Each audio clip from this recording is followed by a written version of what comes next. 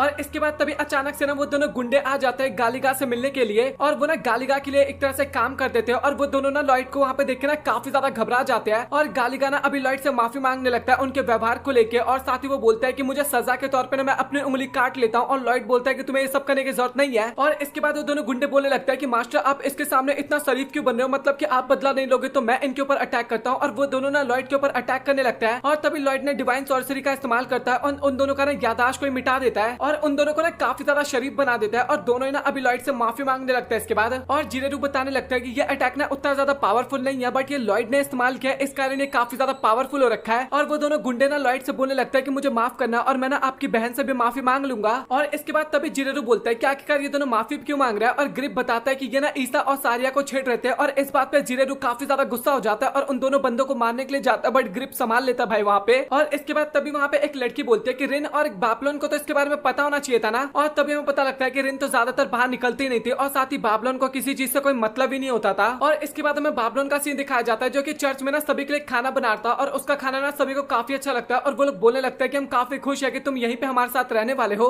और इसके बाद हमें पास्ट का सीन दिखाया जाता है जहाँ पे हमें पता लगता है कि बाबलोन को भी डिवाइन सॉर्सरी मिल गया और लॉयड ने बोला था कि तुम्हें ना चर्च का ध्यान रखना होगा। और इसके बाद लॉयड ना अपने कमरे में जा रहा था और तभी काफी सारी मेट्स ना उसका स्वागत करते हैं और ये चीज देख के जिरेरू ना काफी ज्यादा पगला सा जाता है और सोचता है कि भाई राजा की किस्मत कितनी मस्त होती है और मैं काफी लकी हूँ कि मैं लॉयड से मिल पाया। और ग्रिप ना उसको काफी ज्यादा पीटने लगता है उसकी हरकतों को देख के। और इसके बाद तभी लॉयड ना अपनी डॉल को वहाँ पे बुला लेता है और जिरेरू बोलता है कि आखिरकार ये क्या है। और लॉयड बताता है कि ना मेरा कॉपी डॉल है और ये ना मेरा छोटे मोटे काम कर देता है। और तभी जिरेरू के दिमाग में ना बैड आइडिया आता है और वो सोचता है कि मैं ना इस डॉल पे कब्जा कर लूंगा और मेट्स के साथ नहाने के लिए जाऊंगा बाथरूम में। और अभी ग्रिप ना काफी ज्यादा गुस्सा हो जाता है और वो ना डॉल से हाथ हटाने के लिए बोलता है जिरेरू को। और इसके बाद लॉयड ना अपनी पावर्स का इस्तेमाल करना चाहता था, इस कारण ना कुछ घूल को मारने का डिसाइड करता है। और वो लोग ऐसे ही बात कर रहे थे और तभी दरवाजे पे कोई आ जाता है और डॉल और बाकी सभी ना वहाँ पे छिप जाते हैं और हमें पता लगता है कि वो सिल्फा थी। और लॉयड बोलने लगता है कि क्या तुम मेरे साथ घूल हंटिंग पे चलना चाहोगी। और इसके बाद तभी अचानक से ना सिल्फा वहाँ से भाग जाती है और किसी के बिना कुछ भी समझ में नहीं आता। और अगले सीन में सिल्फा आती है अपना वेपन लेके और बोलती है कि मैं आपके साथ जाने के लिए एकदम रेडी हूँ। और इसके बाद रेन भी उनके साथ जाने लगती है और वो सभी ना एक सिटी में जाते हैं। और रेन बताने लगता है कि मुझे यकीन नहीं हो रहा कि इतनी सुंदर सिटी में ना घूल्स है। और सिल्फा बताने लगता है कि उनको एडवेंचर गिल्ड से पता लगा है कि यहीं पे घूल काफी ज्यादा हमें मिलेंगे। और लॉयड बोलते हैं कि तुम स्मेल के जरिए भी तो पता लगा सकते हो ना कि वो कहाँ पे है। और सिल्फा बताने लगता है कि उनके अंदर से ना काफी गंदी स्मेल आती है और यहाँ पे ना उन्हें ढूंढना काफी मुश्किल होगा क्योंकि यहाँ पे गंदगी काफी ज्यादा है, खानों की गंदगी एक तरह से। और इसके बाद लॉयड सोचने लगता है कि आखिरकार उन्हें क्या करना चाहिए। और तभी ईसा और सारिया वहाँ पे आ जाते हैं और लॉयड बात करने के लिए जाता है उनसे और वो दोनों बताते हैं कि हम ना कुछ खाने का सामान लेने के लिए यहाँ पे आए थे और तुम हमारे साथ चलना चाहोगे क्या। और जिरेरू तो काफी ज्यादा एक्साइटेड हो जाता है बट ग्रिप ना उसके औकात दिखा देता है और बोलता है कि हम कहीं नहीं जाने वाले। और पैनकेक का नाम सुनने के बाद तो लॉयड काफी ज्यादा हैरान हो गया था और अगले सीन में ना भाई हमें पैनकेक खाता हुआ नजर आता, मतलब ये खाने के लिए उन सभी के साथ चला गया था। और ग्रिप सोचने लगता है कि मुझे यकीन नहीं हो रहा कि लॉयड को ना कुछ और काम करना भी अच्छा लगता है। और इसके बाद लॉयड ना पैनकेक के जादू के बारे में बताने लगता है, मतलब कि टेस्ट के बारे में। और वो सुनने के बाद बाकी सभी भी वहाँ पे काफी ज्यादा ललचाने लगते हैं। और इसके बाद वहाँ पे पैनकेक्स आ जाते हैं और वो सभी ना काफी मजे में खाने लगते हैं। और तभी ईशिया बोलती है कि आखिरकार तुम लोग यहाँ पे कर क्या रहे हो। और वो सभी बताते हैं कि हम ना घूल हंटिंग करने के लिए जा रहे हैं। और ये सुन के ना ईशिया काफी ज्यादा डर जाती है। और इसके बाद ईशिया बताने लगता है कि घूल्स ना इंसानों के ऊपर अटैक करता है, इस कारण वो ना चर्च में ना अपना शरण लेने के लिए आते हैं, मतलब कि इंसान लोग आते हैं चर्च के अंदर। और कुछ एडवेंचर ना घूल को मारने के लिए गए थे बट वो सभी मिसिंग हो गए। और ये सुनकर ना लॉयड काफी ज्यादा हैरान हो जाता है। और ईशिया बताने लगता है कि मुझे इस बात का डर है कि रेसिडल कैंसिल ना हो जाए। और ये सुनकर ना रेन काफी ज्यादा एक्साइटेड हो जाती है और बोलती है कि यह एक और बार होने वाला है। और ईशिया बताने लगता है कि तुमने सही कहा और इस बार तो फेस्टिवल के टाइम पे होने वाला है क्योंकि उस दिन भगवान का जन्म हुआ था और इस कारण हम उस दिन को सेलिब्रेट करते हैं। और रेसिडल को देखने के लिए ना किंग भी आने वाले हैं और मैं आशा करती हूँ कि तुम लोग भी आओ। और मैं काफी ज्यादा डरी हूँ कि कोई प्रॉब्लम ना हो जाए। और ये सुनकर ना रेन काफी ज्यादा एक्साइटेड हो जाती है घूल को मारने के लिए। और वो बोलती है कि मुझे कंट्री से काफी ज्यादा प्यार है क्योंकि मुझे इसका गाना काफी पसंद है और साथ ही पैनकेक्स भी। और इसके बाद वो लोग ना ब्रिज के पास आ जाते हैं और रेन बोलने लगते हैं कि आखिरकार यहाँ पे घूल कहाँ पे होंगे। और लॉयड बताते हैं कि शायद वो सीवर के अंदर होंगे। और वो सभी ना सीवर के अंदर चले जाते हैं। और शिल्पा और शीरो जो होते हैं ना भाई वो बिल्कुल भी स्मेल नहीं कर पा रहे थे क्योंकि काफी ज्यादा गंदा स्मेल था वहाँ पे। और इसके बाद लॉयड बोलता है कि मुझे ना नीचे जाके एक बार चेक करना होगा क्योंकि मुझे एडवेंचरर लोगों की ना काफी ज्यादा फिक्र हो रही है। और इसके बाद तभी वहाँ पे ताऊ आ जाती है और लॉयड बोलने लगता है कि तुम एकदम ठीक हो। और ताऊ बोलने लगते हैं कि मुझे काफी अच्छा लगा कि तुम मुझे अभी तक याद कर रहे हो। और वो ना उसके काफी ज्यादा चिपकने लगती है। और इसके बाद लॉयड ना सिल्फा की मदद मांगता है और सिल्फा बिना ताऊ को पीट देती है। और इसके बाद लॉयड बोलता है कि तुम इसी सीवर से आ रहे हो ना, तो तुम्हें घुल मिले थे क्या। और ताऊ बताने लगते हैं कि मैं इसमें ना काफी ज्यादा घुल्स को ढूंढी थी बट मुझे कहीं पे भी नहीं मिले और साथ यहाँ पे काफी ज्यादा गंदगी है और मैं तो रास्ता भी भूल गई थी। और तभी मुझे तुम्हारा एहसास हुआ और उसके बाद मैं तुम्हारे पीछे आ गई। और वो ना जाने लगती है और बोलती है कि मैं ना थोड़ा सामान लेके आती हूँ जिस कारण मैं वहाँ पे और भी अच्छे से रिसर्च कर सकूं। और लॉयड बोलता है कि तुम्हें जाने की जरूरत नहीं है। और इसके बाद वो ना डिवाइन सॉर्सरी का इस्तेमाल करता है और अभी सीवर के अंदर ना काफी ज्यादा उजाला हो गया था और वहाँ पे ना सब कुछ दिखाई देने लगता है इसके बाद। और लॉयड बताने लगता है कि ये स्पेल ना केवल रोशनी का ही काम नहीं करता बल्कि प्यूरिफिकेशन का भी काम करता है। और हमें सीवर का सीन दिखाया जाता है जो कि एकदम क्लीन हो चुका था और वहाँ का ना हवा भी एकदम साफ हो गया था, सब कुछ एकदम साफ हो गया था। और ताऊ बताने लगता है कि अभी मुझे भी काफी ज्यादा अच्छा लग रहा है तो मैं अपना काम भी ना यहाँ पे काफी अच्छे तरीके से आप कर सकती हूँ। और इसके बाद ताऊ भी ना अपना काम करने के लिए एकदम रेडी हो जाती है और रिन भी ना उसको नए कपड़े दे देती है। और इसके बाद वो ना उन सभी को आगे लेके जाती है और वो बताने लगता है कि मुझे लगता है कि घुल यहीं कहीं हमें देखने को मिलेगा। और अभी सीरो काफी ज्यादा एक्साइटेड हो जाता है और बोलता है कि घुल ना मैं ढूंढूंगा। और इसके बाद वो जैसे स्पेल से बाहर जाता है ना, मतलब कि गंदगी में जाता है तो उसकी हालत काफी ज्यादा खराब होने लगता है। लेकिन उसके बाद भी ना सीरो वहाँ पे चला जाता है घुल्स को ढूंढने के लिए। और लॉयड को पता था कि अभी काफी ज्यादा टाइम लगने वाला है और वो सोचता है कि मुझे भी अपने स्पेल का मदद से ना पता करना चाहिए कि आखिरकार कहाँ पे क्या चीज है। और इसके बाद तभी ताऊ उसको पकड़ लेती है और बोलते है कि तुम की ब्रीदिंग का इस्तेमाल करने वाले थे ना, और आखिरकार तुमने कहाँ पे सीखा। और लॉयड उसको नहीं बताना चाहता था, इस कारण वो सिल्फा का ना फिर से मदद मांगता है। और इसके बाद सिल्फा ना अगेन ताऊ को मार के ना उसको दूर कर देता है। और इसके बाद तभी लॉयड बोलता है कि क्या तुम अपनी तलवार लेके आई हो, मतलब कि सिल्फा को। और सिल्फा मना कर देती है और बोलते है कि मुझे पता था कि आप मुझे कोई नया वेपन देने वाले हो, इस कारण मैं अपनी तलवार लेके नहीं आई। और लॉयड भी सुनकर ना काफी ज्यादा इंप्रेस हो जाता है। और ताऊ बताने लगता है कि अभी हमारे पास ना काफी अच्छा मौका है, हम चेक करते हैं कि आखिरकार कौन ज्यादा स्ट्रॉन्ग है। और सिल्फा बताने लगता है कि अभी मेरे पास बेमतलब का टाइम नहीं है वेस्ट करने का, और मैं ना अभी लॉयड का डिवाइन सॉर्सरी को चेक करने के लिए यहाँ पे आई हूँ उनकी मदद करने के लिए, तो मैं उनकी मदद करना चाहूंगी। और ताऊ बताते हैं कि जो भी ये गेम जीतेगा ना वो लॉयड के साथ एक दिन के लिए डेट पे जाएगा। और ये सुनकर ना लॉयड भी काफी ज्यादा हैरान हो जाता है और बोलता है कि आखिरकार तुम ये क्या बात कर रही हो। और ताऊ बताने लगता है कि हम तुम्हारी इतनी मदद कर रहे हैं तो तुम्हें कुछ रिवॉर्ड तो देना लेना होगा ना। और सिल्फा भी काफी ज्यादा गुस्सा हो जाती है और बोलती है कि आखिरकार तुम्हारी हिम्मत कैसे हुई हमें चैलेंज करने की, मतलब कि मुझे चैलेंज करने की। और ताऊ बताने लगता है कि तुम्हें चुपचाप अपना गेम खेलना होगा। और अभी ना रिन भी गेम खेलने के लिए एकदम रेडी हो गई थी और तभी हमें पता लगता है कि सीरो ना काफी ज्यादा घूल्स को लेकर वहां पे आ जाता है। और इसके बाद तीनों ना वहां पे कंपटीशन में एकदम रेडी हो जाते हैं और जो ज्यादा घूल्स को मारेगा वो विनर बन जाएगा एक तरह से। और इसके बाद लॉयड भी ना उन सभी को एक एक वेपन दे देता है तीनों लड़कियों को और बोलता है कि जाके अपना बैटल करो। और इसके बाद तीनों लड़कियां भी कंपटीशन के लिए एकदम रेडी हो जाती है। उनका वही था मतलब कि जो ज्यादा घूल को मारेगा वो जीत जाएगा और लॉयड के साथ डेट पे जाएगा। और इसके बाद हमें ताऊ का एक्शन दिखाया जाता है और लिटरली भाई वो एक एक करके ना काफी ज्यादा घूल्स को मारे जा रही थी। और ये देख के रिन और सिल्फा भी ना काफी ज्यादा हैरान हो जाते हैं। और इसके बाद तभी सिल्फा ना ताऊ को पकड़ती है और उसको साइड कर देती है। और इसके बाद घूल को मारना ना वो स्टार्ट कर देती है वहां पे। और अभी ताऊ भी ना जाके घूल्स को मारने लगती है और सिल्फा भी कुछ कम थोड़ी ना थी, मतलब कि दोनों ही काफी कमाल कर रहे थे वहां पे। और लिटरली इसके बाद दोनों आपस में लड़ने लगते हैं और ताऊ बोलते हैं कि सच में सिल्फा काफी कमाल की, मतलब कि हम किसी भी मैजिक का इस्तेमाल नहीं करती बट उसके बाद भी काफी ज्यादा पावरफुल है। और सिल्फा भी नोटिस करते हैं कि ताऊ ने ना उसके वेपन को डैमेज कर दिया और वो भी ना ताऊ की काफी ज्यादा तारीफ करने लगती है। और दोनों बोलने लगते हैं कि अब ये वेपन ना काफी ज्यादा कमजोर हो गए तो हमें कुछ नया वेपन मिल सकता है क्या, लॉयड को बोलते हैं। और रिन भी ना काफी ज्यादा हैरान हो जाते हैं उन दोनों को देख के और सोचते हैं कि सच में दोनों काफी ज्यादा कमाल के हैं। और वो सोचने लगते हैं कि मुझे भी लॉयड के साथ डेट पे जाना है। और तभी उसके दिमाग में एक आइडिया आता है और वो ना उस वेपन के ऊपर ना अपना पॉइजन लगा देती है। और ये चीज देख के ना लॉयड भी काफी ज्यादा इंप्रेस हो जाता है रिन से, मतलब की। और रिन को ऐसा लगता है कि उसने पॉइजन लगा दिया ना वेपन के ऊपर तो उसका वेपन ना काफी ज्यादा स्ट्रॉन्ग हो गया, बट कुछ भी नहीं होता है। जैसे वो पहले घुल पे अटैक करते हैं ना लिटरली उसका वेपन ही टूट जाता है। और लॉयड भी ना काफी हैरान होता है डिवाइन सॉर्सरी की पावर देख के और सोचने लगता है कि अगर कोई डिवाइन सॉर्सरी को चेंज करने की कोशिश करे तो उसका असर ना काफी ज्यादा कम हो जाता है। और अभी रिन ने काफी ज्यादा भागने लगते हैं डर के और वो ना लॉयड से माफी मांगने लगती है। और लॉयड बोलता है कि तुम्हें माफी मांगने की जरूरत नहीं है, तुमने काफी अच्छा काम किया। और इसके बाद वो एक और वेपन बना के ना रिन को दे देता है। और रिन को लगता है ये तो एकदम सेम पिछले वेपन की तरह है। और इसके बाद जैसे वो घुल के ऊपर अटैक करते हैं तो लिटरली एक ही बार में ना पॉइजन की मदद से घुल मारा जाता है। और लॉयड बताने लगता है कि मैंने ना इसके ऊपर पॉइजन का असर कर दिया, इस कारण ये ना एकदम तुम्हारे वेपन की तरह काम कर रहा है। और डिवाइन सॉर्सरी का इस तरीके का पावर देख के ना जिरेडू भी काफी ज्यादा हैरान हो जाता है कि भाई इसको ऐसे भी इस्तेमाल किया जा सकता है क्या। और ग्रिप बताने लगता है कि ऑब्वियस सी बात है डिवाइन सॉर्सरी का इस्तेमाल केवल डीमंस के लिए किया जाना था, मतलब कि डीमंस को हराने के लिए। और अभी इसका इस्तेमाल लॉयड करने वाला है तो काफी ज्यादा एक्सपेरिमेंट करेगा इसके ऊपर। और इसके बाद वो ना बाकी लोगों के लिए भी नए वेपन बना देता है और वो तीनों मिलकर ना काफी ज्यादा कमाल दिखाते हैं। और भाई ये चीज देख के ना बाकी सभी लोग भी काफी हैरान होते हैं कि भाई ये तीनों लड़कियां काफी कमाल की है। और हमें पता लगता है कि तीनों ने ना 23 घुल को मारा था और अभी एक आखिरी घुल बचा हुआ था और जो भी उसको मारता उसको लॉयड के साथ डेट पे जाने का मौका मिलता।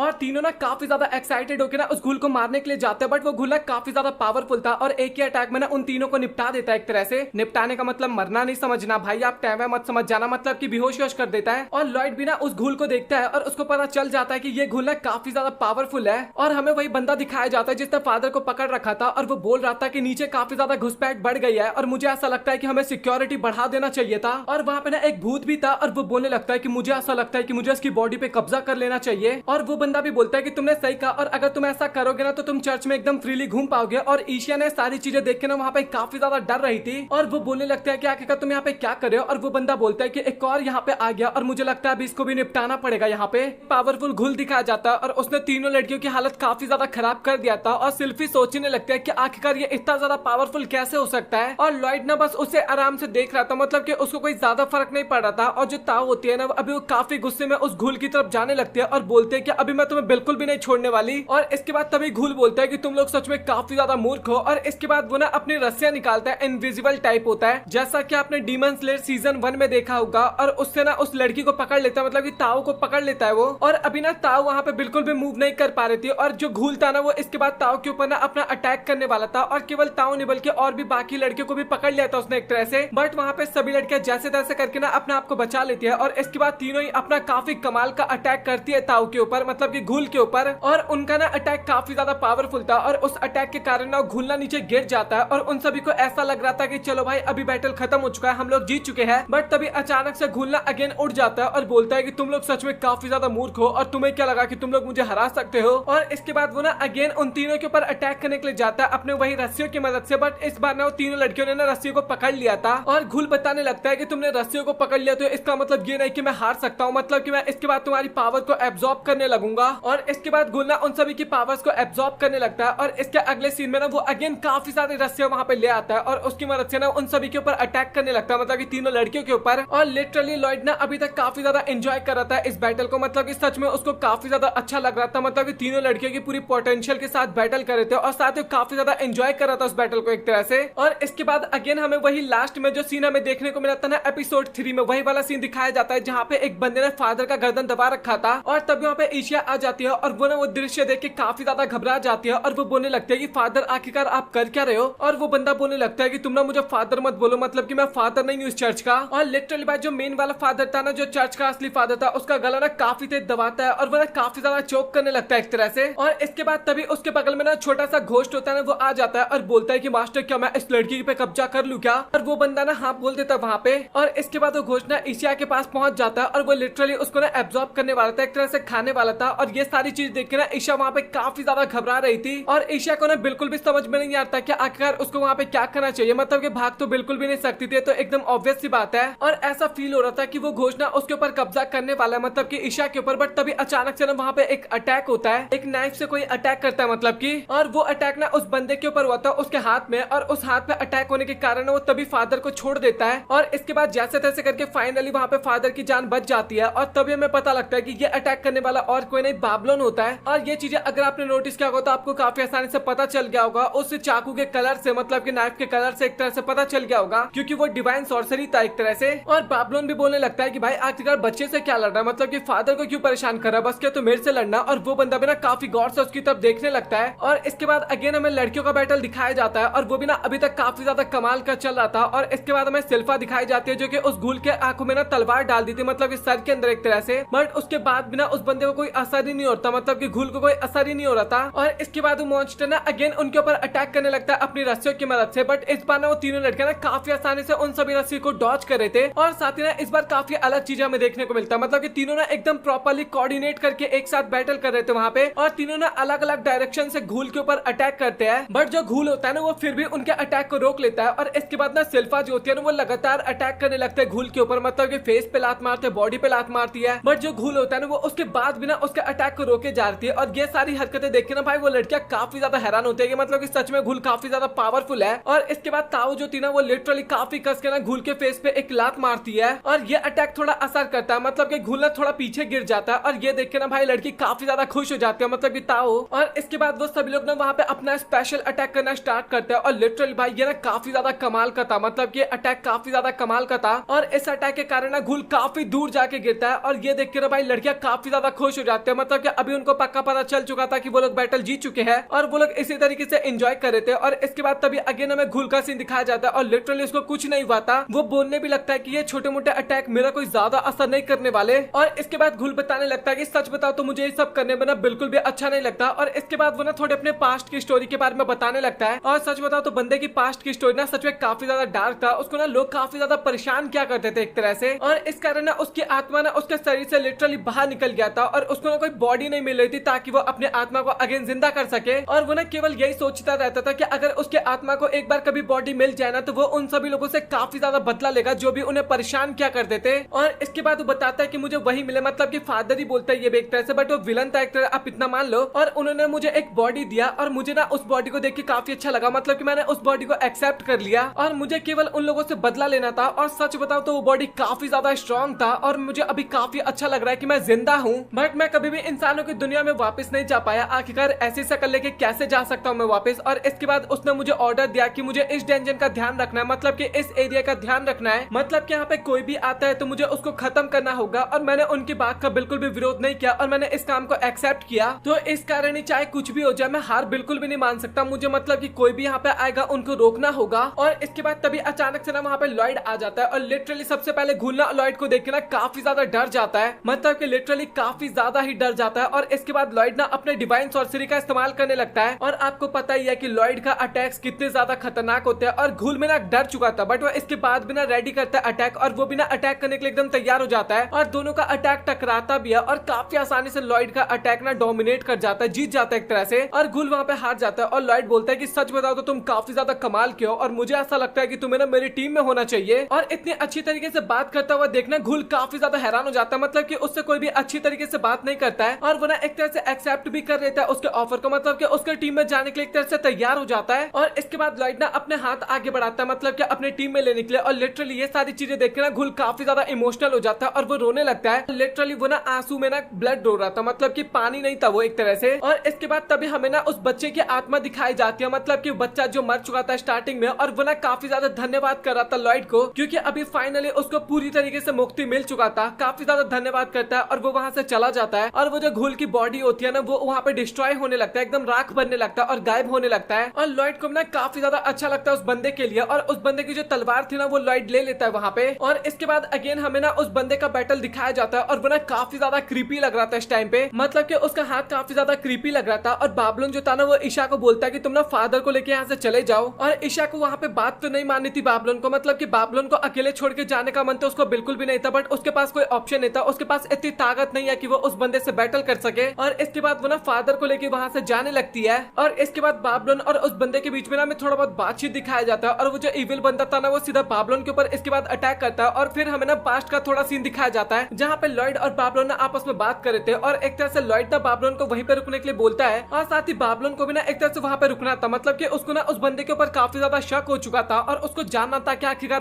कौन है। और लॉयड को बाबलोन बोल देता है कि भाई तू यहाँ से चले जा, मतलब कि मैं कुछ टाइम बाद आ जाऊंगा। और लॉयड को ना पता था कि बाबलोन ना जो भी कुछ कर रहा है ना काफी आसानी से हैंडल कर सकता है, और वो बोलता है कि तू ना बस अपना ध्यान रखना, और इसके बाद वो ना वहां से चला जाता है। और अभी बाबलोन ना प्रेजेंट में लड़ते टाइम यही सोच रहा था कि लॉयड को मेरे ऊपर भरोसा है और मुझे ना उसके भरोसे को ना जीतना है एक तरह से, बट बाबलोन को इतना पता था कि बंदा ना काफी ज्यादा पावरफुल है, और वो बंदा सच में देखने में काफी ज्यादा क्रीपी लग रहा था। 8-10 तो उसके हाथ होते हैं, और सभी हाथों में अलग अलग तरीके के वेपन्स होते हैं। और इसके बाद वो बंदा ना अपने हाथ से अटैक करता है, और वो हाथ एकदम कैंची की तरह लग रहा था, बट बाबलोन ना डिवाइन सॉर्सरी की मदद से ना काफी आसानी से उसके अटैक से बच जाता है। और इसके बाद उसको मौका मिलता है, और वो ना डिवाइन सॉर्सरी का इस्तेमाल करता है और उस बंदे पे अटैक करता है, बट वो अटैक कुछ ज्यादा काम नहीं आता। और इसके बाद लिटरली बाबलोन ना एक काफी पावरफुल सा अटैक करता है, और वो देखने में सच में काफी ज्यादा पावरफुल लग रहा था, और बाबलोन को ऐसा लग रहा था कि शायद वो इस अटैक के बाद जीत सकता है। बट तभी अचानक से ना बाबलोन के पेट पे अटैक होता है, मतलब कि लिटरली उसका जो हाथ था ना वो बाबलोन के आर पार हो जाता है। और मुझे नहीं लग रहा कि बाबलोन इसके बाद बचने वाला है, मतलब कि इतना खतरनाक अटैक हुआ था। और वो बंदा भी बोलता है कि मुझे ऐसा लगता है कि तेरे को उसी टाइम पे चले जाना चाहिए था। और हमें लॉयड भी दिखाया जाता है, और वो ना वहाँ पे आराम से बैठा हुआ था, मतलब ये खड़ा था बारिश में, और साथ ही ईशा जो थी ना वो फादर को लेकर कहीं जा रही थी और काफी ज्यादा डरी हुई थी। बाबलोन दिखाया जाता है, और हमें ऐसा लगता है कि बाबलोन का पत्ता कट हो चुका है, और साथ ही वो इविल बंदे को भी लगता है, और वो ना वहां से जाने लगता है। बट तभी अचानक से बाबलोन काफी ज्यादा क्रीपी से स्माइल करने लगता है, और इसके बाद बाबलोन ना अपने पावर्स के बारे में बताने लगता है, एक तरह से अपनी बॉडी के बारे में बताने लगता है। और उसकी बॉडी ना काफी ज्यादा फ्लेक्सिबल था, मतलब कि जैसे इविल बंदे ने अटैक किया था तभी बाबलोन ने अपने हार्ट वाले एरिया को ना शिफ्ट कर दिया था दूसरी जगह, इस कारण बाबलो को ना उतना ज्यादा डैमेज नहीं हुआ था। मतलब कि कुल मिला के बाबलोन ना अपने ऑर्गन को भी ना शिफ्ट कर सकता था एक जगह से दूसरी जगह पे, वो एक तरह से उसकी पावर्स थी, मतलब कि लिटरली वो अपने हाथ की हड्डी या फिर नसों को भी ना छोटा या फिर बड़ा काफी ज्यादा कर सकता था, और ये सारी चीजें करके भी दिखाता है उस टाइम पे। और इसके बाद बाबलोन ना अपनी काफी ज्यादा पावर्स को बढ़ाता है, अपने पंचेस में पावर्स को कलेक्ट करता है, और इसके बाद वो चर्च वाले बंदे के ऊपर ना काफी ज्यादा अटैक करने लगता है। लिटरली वो काफी ज्यादा ही अटैक करने लगता है उस बंदे के ऊपर। और अभी बाबलोन के अटैक्स को देख के ऐसा फील हो रहा था कि भाई वो जीतने वाला है, बट ये बैटल इतना ज्यादा आसान भी नहीं होने वाला था। तभी अचानक से बाबलोन को लगता है कि भाई अब वो जीत चुका है, मतलब कि उसने काफी ज्यादा अटैक्स कर दिया था। बट तभी अचानक से चर्च का जो बंदा होता है ना बाबलोन के ऊपर अपने क्रीपी लात से ना लात मारता है, और वो लात इतना ज्यादा पावरफुल होता है कि बाबलोन काफी दूर जाके गिरता है उस लात की वजह से। और अभी ग्रीन की हालत ना काफी ज्यादा खराब हो चुका था, और वो ना दीवार के सहारे बैठा हुआ था, साथ ही उसको ना ईशा की याद आ रही थी, मतलब कि सोच रहा था कि चलो ईशा सेफ है ना, मेरे लिए वही काफी ज्यादा है। और वो चर्च का बंदा भी बोलने लगता है कि तूने ना काफी गलत किया, मतलब कि अपनी पावर्स को एक्सप्लेन करके तुझे ये नहीं पता कि आखिरकार मेरी पावर्स क्या है, और तूने मुझे अपनी पावर्स के बारे में बता दिया। और इसके बाद हमें ना उसके बारे में पता लगता है एक तरह से वो ना डिवाइन सॉर्सरी का इस्तेमाल कर सकता था, मतलब कि वो इविल बंदा, और इसके बाद वो डिवाइन सॉर्सरी का इस्तेमाल करता भी है, और काफी ज्यादा स्वॉर्ड्स को ना वहाँ पे अपीयर कर लेता है, और उन सभी स्वॉर्ड्स की मदद से ना बाबलोन के ऊपर काफी खतरनाक सा एक अटैक करता है। और इसके बाद ना मैं प्रॉपर दिखाया नहीं जाता कि आखिरकार बाबलोन के साथ क्या हुआ, मतलब कि सीन कट हो जाता है। और इसके बाद ना हमें एडवेंचर गिल का सीन दिखाया जाता है, जहाँ पे बाहर तो काफी तगड़ा वाला बारिश हो रहा था, मतलब कि काफी सारे बंदे ना गीले हो चुके थे बारिश के कारण। इस कारण वहाँ की एक लेडी ना सभी को टॉवल दे देती ताकि वो अपने आप को सुखा सके। और इसके बाद तभी अचानक से ना वहाँ पे ईशिया आ जाती है, और उसकी हालत ना काफी ज्यादा खराब हो रखा था, बारिश में भीगते हुए आ रखी थी। और साथ ही फादर की हालत तो ऑब्वियस सी बात है काफी ज्यादा खराब थी, और वो लड़की बोलती है कि आखिरकार क्या हुआ, मतलब कि फादर ने कुछ ज्यादा ड्रिंक कर लिया है क्या। और इसके बाद ईशिया ना सारी सिचुएशन के बारे में ना उन लोगों को वहाँ पे बताने वाली थी, बट तभी अचानक से ना उसको बाबलोन की बातें याद आने लगती है कि बाबलोन ने एक तरह से उसको मना किया था कुछ भी बताने के लिए बाहर के लोगों को। और साथ ही अभी वो उस बंदे के कारण ना काफी ज्यादा डर भी गई थी, और इस कारण वो ना वहाँ पे किसी को कुछ नहीं बताती, और क्या पता फ्यूचर में इस कारण काफी ज्यादा प्रॉब्लम भी हो सकता है। और इसके बाद ईशा ने वहाँ पे बहाना बनाने लगती है, नहीं मतलब ये कुछ नहीं हुआ, सर ने ड्रिंक नहीं किया, बस वो ना थोड़ा बारिश में गिर गए थे, इस कारण थोड़ा चोट चोट लग गया और अभी वो थोड़ा रेस्ट करेंगे ना तो इसके बाद वो प्रॉपर ठीक हो जाएंगे। और इसके बाद ईशिया ना उन सभी को बोलते हैं कि आप लोग प्लीज थोड़ा सा ध्यान रखना। और इसके बाद वो ना फटाक से वहां से भाग जाती है और वो ना बाहर भागते भागते ना काफी ज्यादा रो रही थी, मतलब की बंदी काफी ज्यादा रो रही थी वहां पे और उसको काफी ज्यादा डर भी लग रहा था उस बंदे से, मतलब की बार बार चर्च वाले बंदे के बारे में सोच के ना काफी ज्यादा डरे भी जा रही थी। और वो ये भी सोच रहे थे कि मुझे ना उन लोगों से हेल्प मांगना चाहिए था, मतलब कि वो सभी देखने में काफी ज्यादा पावरफुल लग रहे थे। बट अगेन वो सोचते हैं कि बाबलोन ने मुझे इसके बारे में मना किया था हेल्प मांगने के लिए, क्या पता वो बंदा कुछ ज्यादा ही पावरफुल हो या फिर कुछ ज्यादा ही खतरनाक हो और क्या पता वो उन सभी को अकेला मार दे तो इसमें काफी बड़ी प्रॉब्लम भी तो हो सकती थी ना। और अभी एकदम से ईशा ना वहाँ पे टूट गई थी और फटाक से नीचे गिर जाती है, मतलब की गलती से नीचे गिर जाती है और वो ना भगवान से काफी ज्यादा मदद मांगने लगती है। बट तभी अचानक से ना ईशा के ऊपर एक अम्ब्रेला आता है और हमें पता लगता है कि वो अम्ब्रेला देने वाला बंदा और कोई नहीं लॉयड था। और लॉयड को देखने के बाद ना ईशा वहाँ पे काफी ज्यादा इमोशनल हो जाती है और लॉयड वहाँ पे बोलते हैं कि आप ना काफी ज्यादा केयरलेस है, मतलब कि आपको बारिश के टाइम पे तो अपना ध्यान रखना चाहिए ना, आपको कहीं कुछ हो गया तो फिर क्या होगा। और इसके बाद वो अपना अम्ब्रेला ना ईशा को देने लगता है और बोलता है कि मुझे ऐसा लगता है कि आपको अम्ब्रेला का इस्तेमाल कर लेना चाहिए और आप जहाँ पे जा रहे थे ना आपको वहाँ जाना चाहिए और साथ ही आपको रोना बिल्कुल भी नहीं चाहिए। और वो बता रहा होता है कि मैं तो अभी गिल में जा रहा हूँ क्योंकि मुझे थोड़ा बहुत इन्फॉर्मेशन लेना था। और इसके बाद ईशा ना फाइनली उसके सामने बताती है, मतलब कि बोलती है कि अभी बाबलो ना काफी ज्यादा मुसीबत में है और मैं रिक्वेस्ट करती हूँ कि प्लीज तुम उसको बचा लो। और इसके बाद वो तभी रियलाइज करती है और वो बोलते हैं कि नहीं नहीं मैं तो मजाक कर रही थी। और इस टाइम पे उसका सन्ना नीचे की साइड था, मतलब कि मैं तो मजाक कर रही थी और साथ ही बाबलो ने एकदम ठीक है, मतलब कि तुम्हें फिक्र करने की जरूरत नहीं है। और इसके बाद वो जैसे लॉयड की तरफ देखते हैं तो लिटरली लॉयड ना इतने टाइम में वहां से गायब भी हो चुका था और वो ना काफी ज्यादा हैरान हो जाती है कि आखिरकार अचानक से लॉयड इतनी जल्दी गायब कहाँ हो गया। और इसके बाद फाइनली हमें बाबलोन की हालत दिखाई जाती है और वो लिटरली काफी ज्यादा खराब था, सच में काफी ही ज्यादा खराब था, मतलब कि उस बंदे का डिवाइन सॉर्सरी ना बाबलोन के पूरे बॉडी में स्पैक्स की तरह घुस रखे थे। और साथ ही ये चीज देख के ना लॉयड वहाँ पे काफी ज्यादा हैरान हो जाता है कि आखिरकार बाबलोन की ऐसी हालत किसने की है। और इसके बाद लॉयड ना उसको वहां से लेके जाता है, बट ये सारा सीन ना हमें दिखाया नहीं जाता। और इसके बाद सीधा बाबलोन का ना हमें आफ्टर लाइफ का सीन दिखाया जाता है, मतलब ये अभी बंदे का ना पत्ता कट हो चुका था और एक तरह से ना आप ये उसकी सोल बोल सकते हो। और वो ना एक जगह पे आराम से बैठा हुआ था और तभी अचानक से ना उसको ईशा के ना गाने की आवाज सुनाई देने लगता है। और तभी एक बंदा ना उसको एक तरफ को जाने का इशारा करता है, मतलब कि आप एक तरह से एंजल या फिर गॉड उसको कह सकते हो, मतलब कि भाई आफ्टर लाइफ में तो वहीं पे होंगे एंजल या गॉड ही होंगे, मतलब कि। और इसके बाद बाबलोन भी ना उस डायरेक्शन में जाने लगता है और वो ना कुछ लोगों को देखता है जो कि उसके ना अपोजिट डायरेक्शन में जा रहे थे और बाबलोन को नहीं पता था कि आखिरकार वो कहाँ जा रहा है। और इसके बाद उसको ना काफी ज्यादा म्यूजिक का कलर्स दिखाई देता है और वो उस कलर के पास जाता है और ग्रीन जाते टाइम बोलता है कि आप लोग ना चाय बना के रखना, मतलब कि अगली बार हम काफी अच्छे से एंजॉय करेंगे यहाँ पे। और इसके बाद फाइनली हमें रियल लाइफ में ग्रीन का आंख खुलते हुए दिखाई देता है और वहाँ पे ईशा ना अभी तक उसके लिए गाना गा रही थी, मतलब कि गाना नहीं गा रही थी बल्कि एक तरह से डिवाइन सॉर्सरी था। आपको पता है ना कि ईशा के गाने में डिवाइन सॉर्सरी है। और अभी ग्रीन को होश में आते हुए देखने ईशा ना काफी ज्यादा खुश हो जाती है और इसके बाद वो ना वहाँ पे बेहोश हो जाती है, मतलब कि उसने कुछ ज्यादा अपनी पावर्स का इस्तेमाल कर लिया था इस कारण। और केवल ईशा ही नहीं बल्कि बाकी जितने भी लोग वहाँ पे थे ना वो सभी भी काफी ज्यादा खुश हो जाते हैं, मतलब कि बाबलोन के आंख खुलने के बाद। और इसके बाद वो सभी बताने लगते हैं कि तुम्हें यहाँ पे ना लॉयड लेके आए थे और सच बताओ तो वो ना काफी ज्यादा फिक्र कर रहे थे तुम्हारी और तुम्हारी हालत ठीक होने के पीछे भी उनका ही हाथ है, मतलब कि लॉयड तुम्हें 9 घंटे तक लगातार हील करते रहे। और इसके बाद बाबलोन ना लॉयड को काफी ज्यादा धन्यवाद करता है और लॉयड भी बताता है कि नहीं नहीं भाई मैंने उतना ज्यादा मेहनत नहीं किया, मतलब कि मेहनत तो सारी ईशा ने की है, मतलब कि ईशा भी ना काफी टाइम से लगातार गाना गाते जा रही थी ताकि तुम्हें अच्छा लग सके और तुम फिर से ठीक हो सको। और साथ ही उसने गॉड से भी काफी ज्यादा प्रे किया था ताकि वो तुम्हें यहाँ पे भेज दे वापस।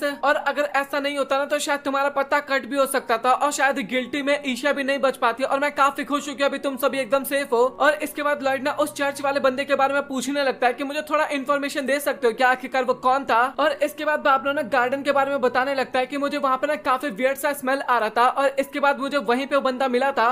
और इसके बाद लॉयड को तो आप जानते हो भाई काफी ज्यादा कार्टून बन जाता है। इसके बाद वो ना डिटेक्टिव बन जाता है और उसके तो जो चेले थे ना वो भी वहाँ पे डिटेक्टिव बन जाते हैं, मतलब कि मैं ग्रिप की बात कर रहा हूँ। और इसके बाद फाइनली वो सभी ना गार्डन के अंदर आ जाते हैं और गार्डन के अंदर चेक करने लगते हैं कि आखिरकार वो बंदा अचानक से कहाँ गायब हो गया, मतलब कि एक तरह से ना थोड़ा प्रूफ ढूंढने की कोशिश कर रहे थे कि अगर यहाँ पे कोई सबूत मिल जाए ना तो उससे भी इनका काम चल सकता है। और काफी टाइम मेहनत करने के बाद भी ना उनको कोई ज्यादा प्रूफ नहीं मिलता। और इसके बाद तभी वहाँ पे गिल की जो लेडी होते हैं ना रिसेप्शनिस्ट, वो वहाँ पे आ जाती है और वो बताने लगती लगता है कि मुझे माफ करना, मतलब कि अभी गिल के अंदर ना कुछ ज्यादा काम था, इस कारण मैं टाइम नहीं दे पा रही थी आप लोगों को। और वो बताने लगता है कि अभी ना मैं आपकी प्रॉपर काफी ज्यादा हेल्प करने की कोशिश करूंगी। और इसके बाद ना मैं चर्च के काफी ज्यादा मेंबर्स का सीन दिखाया जाता है और वहाँ पे ना एक ओल्ड फादर बैठा हुआ था और तभी एक लेडी वहाँ पे आती है और वो ना एक पोस्टर ओल्ड मैन को देती है और बताने लगता है कि ये ना एक क्रिमिनल है और साथ ये ना उसी चर्च वाले बंदे की बात हो रही थी यहाँ पे। और अभी वो फादर ना काफी ज्यादा हैरान था कि ये बंदा हॉली मैजिक का इस्तेमाल कैसे कर सकता है, मतलब कि एक तरह से डिवाइन सॉर्सरी का। और वो सोचने लगता है कि किसी फादर का ही काम है, मतलब कि चर्च के किसी बंदे ने उसको डिवाइन सॉर्सरी सिखाया है। और चर्च में जितने भी बाकी फादर्स थे ना वो सभी वहाँ पे मना करने लगते हैं कि हमने इसको डिवाइन सॉर्सरी नहीं सिखाया। और इसका आंसर तो आप लोगों को काफी अच्छे तरीके से पता होगा कि आखिरकार डिवाइन सॉर्सरी किसने सिखाया था उस बंदे को। अगर आपको पता है तो एक बार कमेंट सेक्शन में नाम बता देना। और इसके बाद अगेन हमें लॉयड का सीन दिखाया जाता है और सच में भाई उसके दोस्त इतने ज्यादा मूर्ख थे ना, कोई जमीन को तोड़ने लगते ताकि उनको ना कुछ प्रूफ मिल सके। और इसके बाद क्रो ना काफी ज्यादा क्रो को बाहर बुला लेता है और सोचने लगता है कि क्या पता इनसे इन्फॉर्मेशन मिल जाए, मतलब कि उससे पूछताछ करने लगता है और वो ना उससे काफी ज्यादा इन्फॉर्मेशन भी कलेक्ट करने लगता है। और इसके बाद तभी बाकी की लड़कियां भी वहाँ पे आ जाती है और जो सारिया थी ना वो ईशा को देख के काफी ज्यादा खुश होती है कि चलो भाई तुम एकदम ठीक हो। और बाकी की लड़कियां वहाँ पे बाबलन को देख के एकदम खुश थी कि चलो भाई तुम भी एकदम ठीक हो। और इसके बाद दोनों ने वहाँ पे प्यार मोहब्बत वाली बातें करने लगता है, मतलब ये केयरिंग वाली बातें करने लगता है। और तभी सारिया को ना अचानक से कुछ होता है और वो बोलते हैं कि अच्छा ठीक है तो अभी मेरे जाने का टाइम हो गया, मतलब कि मेरे परफॉर्मेंस का टाइम हो गया। और इसके बाद वो सभी क्रॉस ना एक जगह को इशारा करने लगते हैं और इसके बाद वहाँ का ना जैसे ढक्कन वो लोग हटाते हैं उनको पता लगता है कि वहाँ पे एक कवर है और वो जैसे हटाते हैं तो वहाँ पे ना एक सीक्रेट रास्ता हमें देखने को मिलता है और वहाँ से काफी गंदा वाला स्मेल आ रहा था उस टाइम पे। और इसके बाद सभी लोग ना उसके अंदर जाने लगते हैं और साथ ही बाबलोन भी ना अंदर जाने के लिए एकदम रेडी होता है, बट बाकी लड़के ना उसको खींच के ना घर पे लेके जाने लगते हैं आराम करने के लिए एक तरह से। और हमें दिखाए जाते हैं ईशिया भी ना उस चर्च के अंदर जा रहे थे, उसको काफी ज्यादा डर लग रहा था उसके बाद भी। और कह सकते हो कि उसके अंदर ना एक तरह का बेस कैंप था और सच बता तो वहाँ पे काफी ज्यादा एक्सपेरिमेंट किए जा रहे थे बॉडी के ऊपर और काफी ज्यादा क्रीपी सा भी लग रहा था। और ये चीज देख के ना वो सभी लोग काफी ज्यादा हैरान भी हो जाते हैं।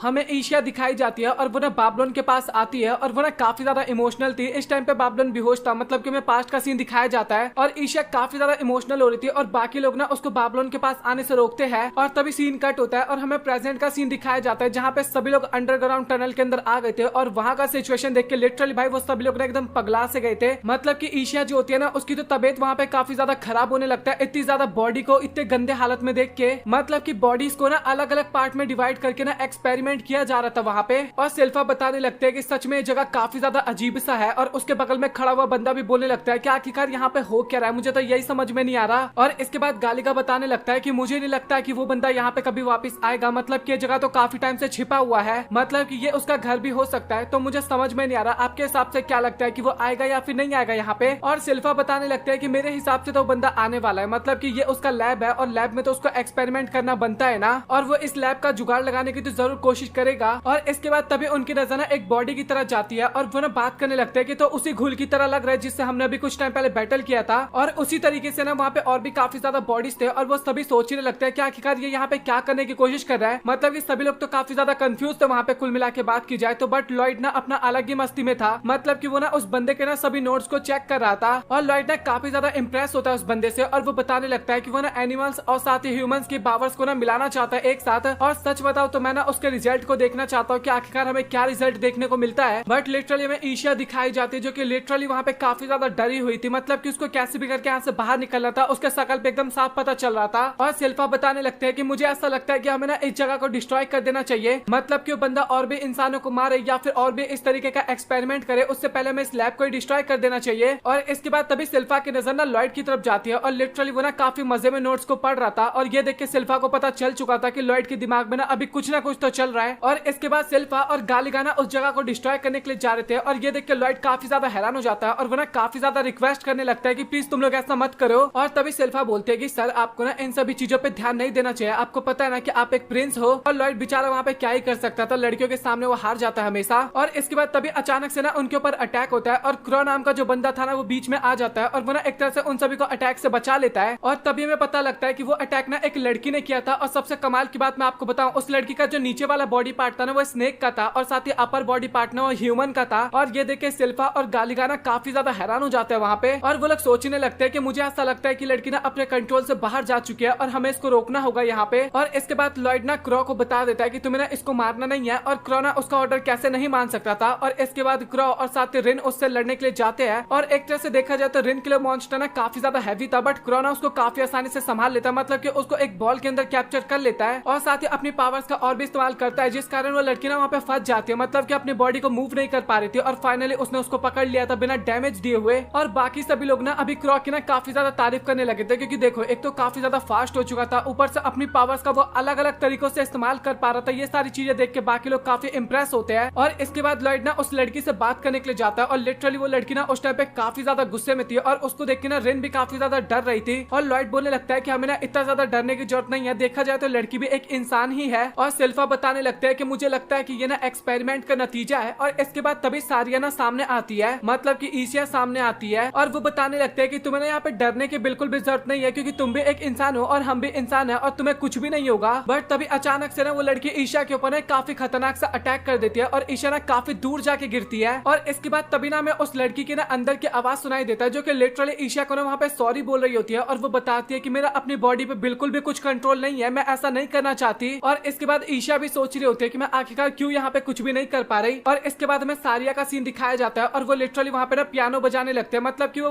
बेस के नीचे नहीं होती बल्कि वो अपने घर पे ही होती है और उस पियानो को ना फील कर लेती है ईशिया। और इसके बाद वो ना अपना गाना स्टार्ट कर देती है, मतलब कि डिवाइन सॉर्सरी पावर इस्तेमाल कर देती है। और गाना सुनने के बाद वहाँ पे जितना भी अग्रेशन बनता ना वो सभी अचानक से खत्म हो जाता है, मतलब कि सभी लोग एकदम शांत और काम हो जाते हैं। और इसके बाद वो लड़की ना अपनी बॉडी पे भी ना कंट्रोल कर पा रही थी। और इसके बाद ईशिया ना उसके पास जाती है और वो लड़की ना उससे काफी ज्यादा माफी मांगने लगती है और बताती है कि मैं ना अपनी बॉडी पे कंट्रोल नहीं कर पा रही थी। और ईशा बोलती है कि तुम्हें माफी मांगने की बिल्कुल भी जरूरत नहीं है और बताती है कि तुम्हें ना अभी थोड़ा बहुत टाइम लगेगा अपनी बॉडी पे कंट्रोल करने में। और इसके बाद ना दोनों एक दूसरे को हक करते हैं वहाँ पे, मतलब कि ईशा जाकर ही हक करती है और उस लड़की को ना वहाँ पे काफी ज्यादा अच्छा लगता है। लिटरली वो काफी ज्यादा इमोशनल हो जाती है वहाँ पे, मतलब कि इस टाइप का फील अभी तक उसको आया ही नहीं था जो कि अभी उसको ईशा के अंदर से आ रहा था। और इसके बाद फाइनली वो सभी लोग भी ऊपर आ जाते हैं और इसके बाद हमें एल्बर्ट का सीन दिखाया जाता है, मतलब कि लॉयड का भाई था और वो भी ना उस जगह को देख के ना काफी ज्यादा हैरान होता है। और इसके बाद हमें स्नेक वाली लड़की भी दिखाई जाती है और वो ना अभी ईशा के साथ रहने वाली थी और वो वहाँ पे बताने लगता है कि मुझे माफ करना, मतलब कि मैं तुम्हारी ज्यादा हेल्प नहीं करवा पाऊंगा क्योंकि मुझे कुछ भी नहीं याद, मुझे तो अपना नाम भी नहीं याद और मुझे ये भी नहीं पता कि आखिरकार मैं यहाँ पे कैसे आई थी। और लॉयड बोलता है कि तुम्हें परेशान होने की बिल्कुल भी जरूरत नहीं है। और गालिका और बाकी लोग भी बोलने लगते हैं कि तुम ना अगर हमारे साथ रहना चाहती हो तो रह सकते हो, मतलब कि हमारे एडवेंचर गिल्ड में आ सकती हो। और वो लड़की बताने लगते हैं कि बट मेरे पास तो कुछ भी नहीं है, मतलब कि मुझे ये भी नहीं पता कि आखिरकार मैं कौन हूँ और साथ ही मेरी बॉडी के साथ मुझे कौन ही अपनाना चाहेगा यहाँ पे। और गालिका बताने लगता है कि तुम्हें ना फिक्र करने की बिल्कुल भी जरूरत नहीं है, तुम्हारी तरह काफी सारे लोग यहाँ पे रहते हैं और तुम यहाँ पे एकदम फ्रीली घूम सकती हो बिना किसी से डरे हुए। और इसके बाद तभी वो लड़की बताते हैं कि मुझे ज्यादा कुछ इन्फॉर्मेशन तो नहीं पता बट मेरे पास ये लॉकेट है और अगर आपको इससे कुछ प्रूफ मिल सके या फिर कुछ पता चल सके तो आप इसको ले सकते हो। और इसके बाद लॉयड ना उस लॉकेट को ना तभी वहाँ पे चेक करने लगता है और वो कुछ चेक करता है और बोलता है कि अब हमें यहाँ से चलना चाहिए। और इसके बाद लॉयड जो भी कागज नीचे पड़ रहा था ना वो सभी को नीचे फेंक देता है, मतलब कि वहीं पे। और बाकी सभी भी ना उसको देख के काफी ज्यादा हैरान होने लगता है और बोलते हैं कि आखिरकार आप इसको यहाँ पे क्यों लेके आए थे। और लॉयड बोलने लगता है कि अगर तुम चाहो तो इसको जला भी सकते हो या फिर हमारे पास ये प्रूफ की तरह काम आ सकता है, मतलब कि इस चीज की मदद से क्या पता है लड़की फिर से पहले की तरह हो सके। और ये चीज सुन के मतलब कि हम तुमको फिर से ठीक कर सकते हैं, ये चीज सुन के ना लड़की वहाँ पे काफी ज्यादा खुश हो जाती है और लॉयड के आगे ना काफी ज्यादा रिक्वेस्ट करने लगती है कि मैं चाहती हूँ कि तुम मुझे फिर से पहले की तरह कर दो। और इसके बाद वो सभी वहाँ पे सोचने लगता है कि भाई आखिरकार कब तक हम इसको लड़की बुलाएंगे, आखिरकार हमें कुछ ना कुछ तो इसको नाम देना चाहिए। और इसके बाद सभी लोग बोलने लगता है कि हमें ना थोड़ा लॉयड से रिलेटेड ही कुछ नाम देना चाहिए इसे। और अभी उस लड़की का नाम ना एमिली रखा गया था और एमिली को भी ना अपना नाम वहाँ पे काफी ज्यादा अच्छा लगता है। और इसके बाद ईशिया ना सारिया के पास आती है और उससे हालचाल पूछती है और सारिया भी बताती है कि मैं तो ठीक हूँ, मतलब कि वो पता है आपको म्यूजिक के अलावा और किसी चीज पे ज्यादा ध्यान देती है नहीं। और बाबलोन भी बताने लगता है कि मैंने कुछ खाने के लिए बनाया और मुझे ऐसा लगता है कि तुम्हें इसको ट्राई करना चाहिए। और ईशिया ना उसको ट्राई करती है और वो ना उसको काफी ज्यादा अच्छा लगता है और वो लोग उसी तरीके से एंजॉय करके वहाँ पे खाते हैं, सभी लोग मतलब कि काफी ज्यादा एंजॉय करते हैं वहाँ पे थोड़ा टाइम। और इसके बाद हमें सभी लोगों का ना मीटिंग दिखाया जाता है और वो ना उसी लॉकेट के ऊपर या फिर उसी लैब के ऊपर बात कर रहे थे। बट कुछ लोग तो अपनी मस्ती में थे, मतलब कि शीरो के शरीर पे ना पूरा लॉकेट को बांध दिया था और अपनी मस्ती में खेल रहे थे वहाँ पे। और सिल्फा को ना काफी बुरा लगता है कि शीरो को आखिरकार इस तरीके से ट्रीट क्यों किया जा रहा है और लिटरली वो ना उन सभी लड़कों को पीट देती है। और इसके बाद वो ना लॉकेट को चेक करने लगती है और इसके बाद ईशिया बताने लगते हैं कि मेरे पास भी ना ऐसा सेम लॉकेट है और वो ना अपना लॉकेट दिखाती है और उसका लॉकेट जो था ना वो सिल्वर कलर का था बट ये लॉकेट गोल्ड कलर का है। और इसके बाद ईशिया बताने लगती है कि मतलब कि हमें बताया जाता है कि इस तरीके का ना केवल 12 ही लॉकेट है और ये ना केवल सीनियर लोगों को मिलता है, सीनियर फादर को ही मिलता है एक तरह से। मतलब कि आप कुल मिला के इनको उन 12 बंदों में से ना एक बंदे का पता लगाना था और उन्हीं में से कोई है जो कि उस लैब के बारे में सब कुछ जानता है। और इसके बाद वहाँ का माहौल ना काफी ज्यादा सीरियस था, मतलब कि सभी लोग उसी बारे में बात कर रहे थे। बट ताऊ ना वहाँ पे चेस लेके आती है और लिटरली वो ना चेस खेलने के लिए बोलती है और ईशा भी ना उसके साथ चेस खेलने के लिए एकदम रेडी हो जाती है। और भाई ये चीज सिल्फा को बिल्कुल भी नहीं देखा जाता और वो पीट देती है उन दोनों को भी। और इसके बाद वो सभी डिसाइड करते हैं कि उन 12 बंदे के ऊपर ना ये लोग नजर रखेंगे और उसके बाद वो लोग पता करेंगे कि आखिरकार कौन है मिला हुआ उस विलन के साथ एक तरह से। और इसके बाद ना एक लड़की का सीन दिखाया जाता है और वो ना लेटर लेके कहीं पे जा रही थी और ये ना एल्बर्ट का ही लेटर था। और इसके बाद तभी वहाँ पे ना एक और लड़की आती है और वो बोलने लगती है कि आखिरकार तुम्हारे हाथ में क्या है, मतलब कि लेटर तो देख लिया था। और वो बोलने लगता है कि आखिरकार तुम्हें किसका लेटर और कहाँ लेके जा रही हो। और जिसके हाथ में लेटर था ना वो बताने लगते हैं कि ना सही लेटर है और दूसरी वाली जो आग पे पट्टी था ना वो बताने लगता है कि तो फिर तुम्हें मुझे देना चाहिए। और वो लड़की ना देने से मना कर रही थी, मतलब कि नहीं देना चाहती थी। बट वो पट्टी वाली लड़की ना अपनी पावर्स का इस्तेमाल करती है और वो लेटर ना काफी आसानी से उससे ले लेती है। और इसके बाद उस लड़की को ना वहां से भगा देती है, वो मारती नहीं है, भगा देती है। और तभी अचानक से वो अंडरग्राउंड टनल ना उसके सामने खुल जाता है, मतलब कि पट्टी वाली लड़की के सामने। और अभी हमें पता चल चुका है कि आखिरकार कौन उस विलेन के साथ मिला हुआ है। और ये वही लड़की है जो कि उस बड़े वाले फादर, सीनियर फादर के बगल में खड़ी थी उस टाइम पे, मतलब कि अगर आपने प्रीवियस एपिसोड वॉच किया हो तो। और इसके बाद वो ना वहाँ पे टनल में जाती है और वहाँ पे ना वही विलन भी हमें देखने को मिलता है। और जो घूल को लॉयड ने मारा नहीं था पिछले एपिसोड में, उस घूल को ना वो अपने हाथ की मदद से ना एब्सॉर्ब कर रहा था। लिटरली भाई उसका हाथ ना उसको एब्सॉर्ब कर रहा था। भाई काफी क्रीपी सीन हो रहे थे एक तरह से यहाँ पे देखा जाए तो।